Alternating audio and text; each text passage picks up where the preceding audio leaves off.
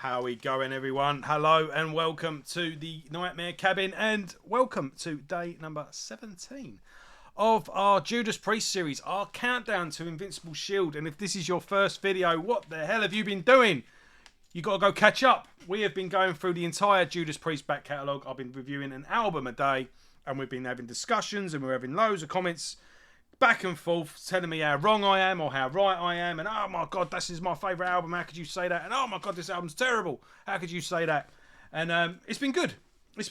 I'm having a good chat with you all, and I'm really enjoying it, and you seem to be enjoying this series. So yeah, if this is your first video, you've got catching up to do, but who knows, you could be watching this years from now, and that's fine because you can still do it. Anyway, so what we're doing, we're going through the entire Judas Priest back catalogue, and I've been reviewing an album a day. And yeah, we have arrived at Redeemer of Souls. We are in the final lap. Yeah, I guess this is the new era. We're up from you got the original run, I suppose, from Rock and Roller up to Painkiller. Then you got the Owens era. Then you got the Reunion era. And we were still in the Reunion era, but now we're in the Richie Faulkner era. So yesterday we was talking about Nostradamus, and we got a little bit of background to cover between then and this. Just a quick one as well. I've just had an email from Amazon saying that my copy of Invincible Shield has been dispatched. And it's saying it's going to arrive on Friday, but it's like, yeah, but it's been dispatched. So, what are you doing? But yeah, I'm hoping. I am a little bit apprehensive about what I'm going to do on release day. Obviously, I'm going to be able to hear the album first thing in the morning. It's going to be everywhere. As soon as people start receiving their copies, they're going to be uploading it. So I'll be able to listen to it throughout the day, but I want to show off the album as well, like do an unboxing thing. And I'm out that night. I'm going to go see Napalm Death. So yeah, I'm just hoping it doesn't get delivered at like 9:30 at night, because that has been known by Amazon. Sometimes it even gets delivered the next day. So if I am a day late, just bear with me. Yeah. I'll be there as soon as possible. So I guess we'll worry about that at the time. There's nothing I can do about it. I've ordered it, and apparently it's been dispatched. So, yeah. Anyway, right, let's get on with it. So, Nostradamus happens, divides a bit of opinion. That one still seems to divide opinion, but you know, some people swear by that album, and good for them. And yeah, it's an album I like to dig out now and then, and I do notice more with it. I do appreciate it more every time I listen to it. Maybe I should listen to it a bit more, but I still stand by what I say though. I do think that album could do with a bit of filing down, not down to one disc, but I think it could have been. I think they needed an outside producer to sort of edit it a bit. But anyway, right. So after that, Judas Priest decide that they're going to call it a day. Sorry, one more little thing for you. If you are enjoying this series, please comment in below and let me know. Do you want me to do the other albums? Do you want me to review Fight, Halford, and Glenn Timpton's 2 solo albums? If you'd like that, let me know in the comments. And if I get a good bit of feedback, I'll go ahead and do it. Yeah, let's get on with it. Right. So Judas Priest announced that they're going to do their last ever world tour. How many times we heard that, eh? And before that tour, though, at the eve of that tour, KK Downing quits the band. And he says he's unhappy with management. He's unhappy with the decision-making process in the band. And yeah, quits.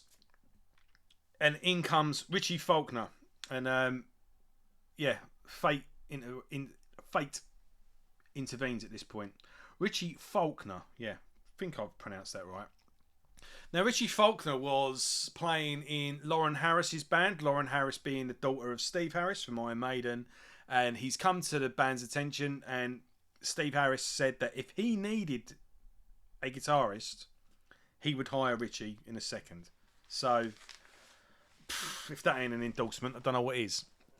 So Richie comes on board for this final world tour, and I saw them on that world tour. I can't remember where it was, because they released a DVD, and this is recorded on the sticker here on the final show of that world tour at Hammersmith Odeon, or Hammersmith Apollo, as it's now known. Or it's not even that now. It's called the Eventum Apollo or something.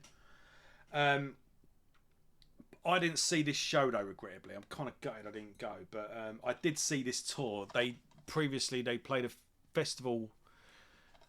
Wasn't it Hyde Park? It was in a park in London. I can't remember where it was. It was a 2-day event. I think this was the second day. Thin Lizzy played. Queensryche played with Jeff Tate. I'll tell you what. How I know on the screens on the side of the stage, you had little clips playing in between the bands and everything, and it came on the news that Amy Winehouse had died. So that's where I was when I heard Amy Winehouse had died. So that's that. Look up the day. That's when I saw them. But they do a phenomenal set list on this. There's a lot of rarities and hits, and they made the conscious effort to do at least one song off of every album. I can think of 2 albums they didn't play anything off, but there you go. They play, they bring out Starbreaker, Never Satisfied off Rock'n'Roller. You know what though? Blood Red Skies. They finally played Blood Red Skies, and it was awesome. I don't know if they ever played it with Tim. They didn't play it on the Ram It Down tour though, funny enough. Yeah, awesome stuff. And just going through the... I mean, there's some rarities in there, but it's pretty much the hits. But yeah, Richie has put a shot in the band's arm because he did really well on that tour, and they decided not to retire in the end, and they gave us Redeemer of Souls. And Richie is on the writing credits on all songs written by Timpton, Halford, and Faulkner. Now people, there might be some purists that are pissed off that KK's not in the band and they've got some loyalty to him, and alright, fair enough. But the results speak for themselves, I'm afraid. This album was released in 2014, and this is the best album they've done since Painkiller. That's 24 years. This is the album that they felt they didn't have in them, and he's given them a shot in the arm, clearly, because this album is the most consistent album they've put out since Painkiller. Painkiller was a 10 out of 10. Every note, every drum beat, every vocal line, it's perfect. And this is pretty damn close to being perfect. It's got to be said. I mean, there's not a song on here I don't like. Maybe this one could be filler or something like that, but it's only we got 13 tracks. Maybe Metalizer, maybe Crossfire I could live without. But if this was a 12 album track, it'd be good, But yeah, I'm not complaining about it at all. None of it. I don't skip any of it. I mean, I'm just looking for stuff to say that's wrong with it, really. And this particular edition is where you get 5 bonus tracks on a bonus disc, so you get like an EP with it. Awesome artwork as well. I love that album cover. What was there? Let's see if there's anything else that's good in here. You get the Dragonaut, the opener, which we'll get into. Part of the Jugulator and Metanote, and all the Hellion, all the creatures that do that are on the front covers of the albums. It's a phenomenal album. It was a breath of fresh air. The band are invigorated. There's energy in the recording.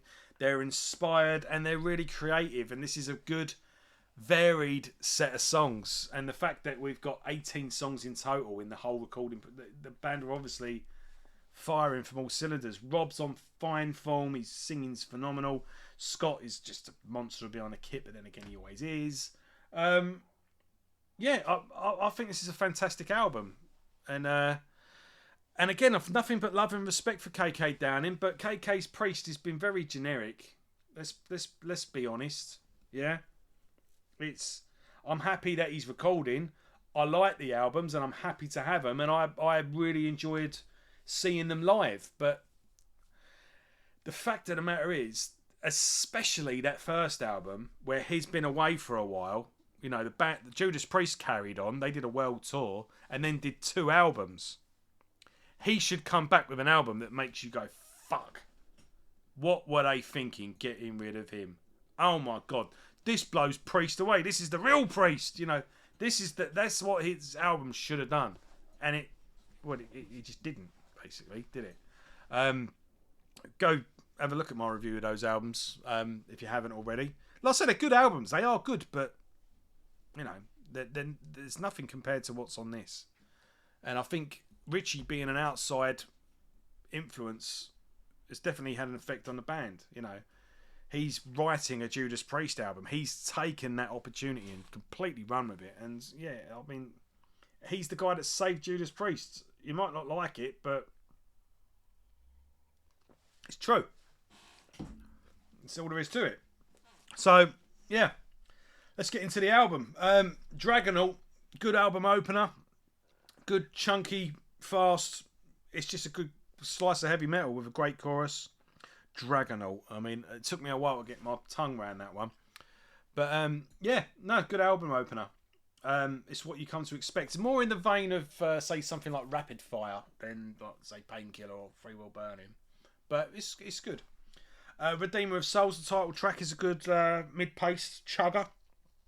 Sort of in the vein of Hell Patrol.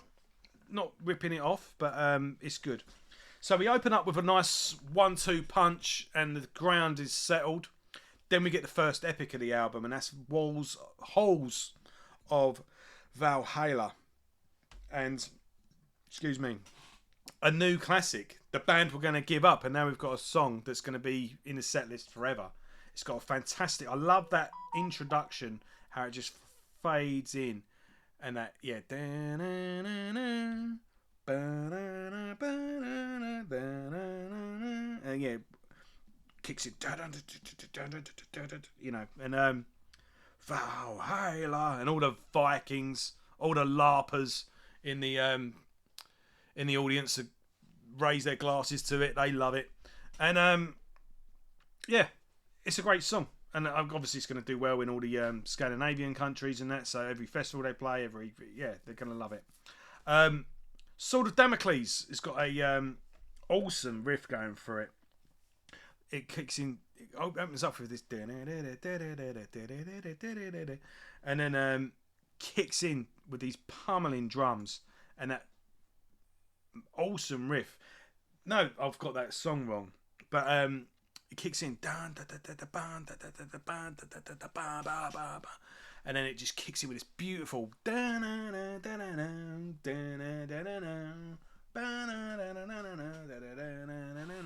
it's got this anthemic chorus as well, and yeah, just fantastic. And yeah, 4 songs in, and everything is just... It's just exactly what you want. This is what Rob Halford said at the time as well, because obviously I think there was a bit of a backlash with Nostradamus. And he just said, you know, with this album, people just needed, like us as a band, and people needed Priest just to be Priest. On this album, we needed to just be us. And that's what people wanted, and that's what they got. March of the Damned is one of my favourite Judas Priest albums ever. I love that song. It's just got such a groove. It's such a catchy. It's infectious, and it's instantly, as soon as you hear it, you remember it forever. That you know, and the way the riff and the vocal melody they just meld perfectly. It's such a good song. And I don't know if they've never played it live, but it's not on the DVD that followed it. And I didn't see them on this tour for some reason. Don't know why. No, I don't know why. They might not have even toured. No, they didn't. Right. They were meant to be touring with Ozzy Osbourne. When did... And then that tour got cancelled before the lockdowns were even a thing. No, that was on Firepower though. Yeah. I didn't see them on this tour, and I don't remember, because I would have gone. I don't know why I didn't go. Maybe it was a part of a package tour. I don't know. I don't know why I didn't see them. Sorry. Anyway, but the DVD of this tour, they don't do March of the Damned on that tour. So I don't know if they never played it, but they don't do it on that. But they should. It's an awesome song. One of my favourites.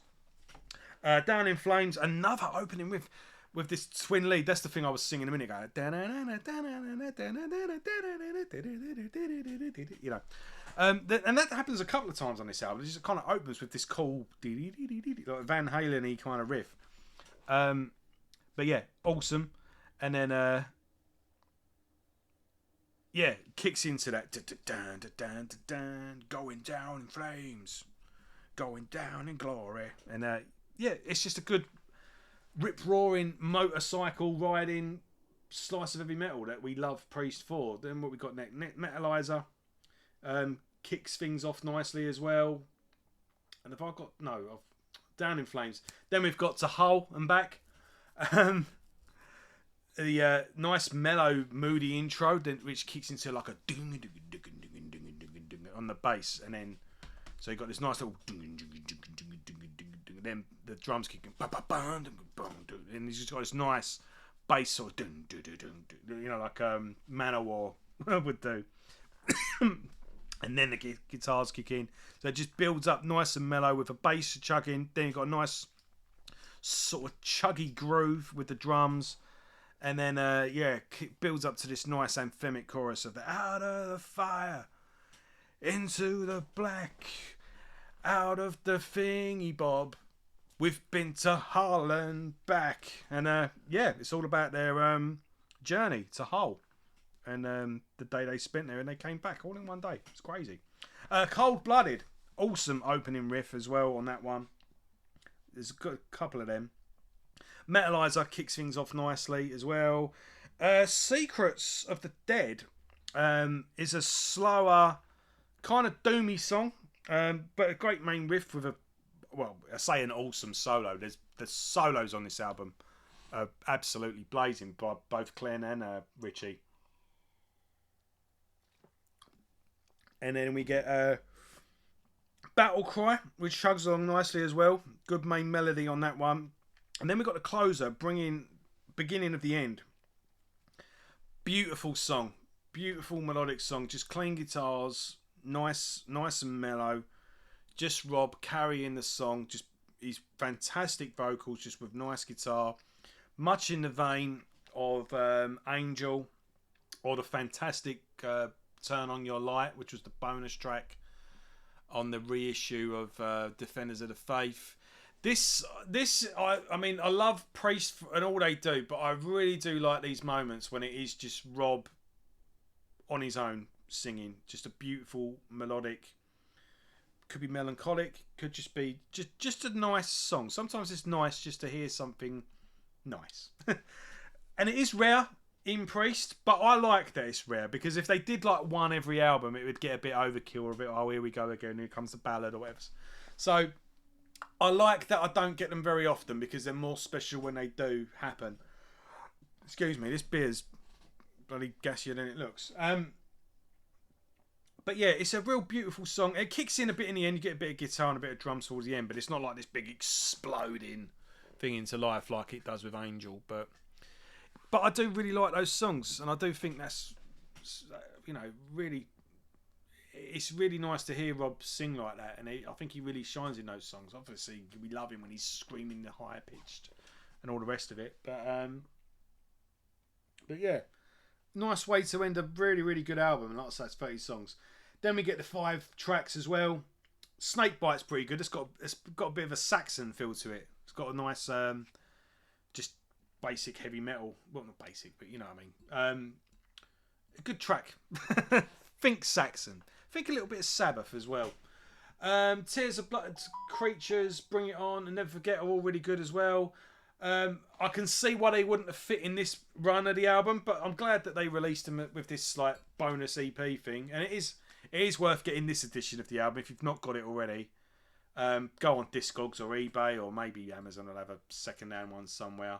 It's worth seeking out the extra stuff, definitely. But can't praise this album enough. I really do think they came back with a strong release here. I was interested as well to give it a re-listen for this series because I was like, do you know what? I remember liking the album, but I can't remember a lot of the songs off it the more I think about it. But then when I played it, I recognised every song. It was like it was like reacquainting with an old friend. Yep, so we got that. Then the band released a live DVD. And what we got here? Yeah, so we got a 17-song concert at Wacken in Germany, world famous metal festival. Is it the biggest in the world now? If it isn't now, it was at some point. And then we got 3 extra songs from a gig in Poland, so 20 altogether. But you get the gist. Yeah, and that's Battle Cry. Another really good concert as well. Not a bad set list either. I think I would have liked a bit more off of.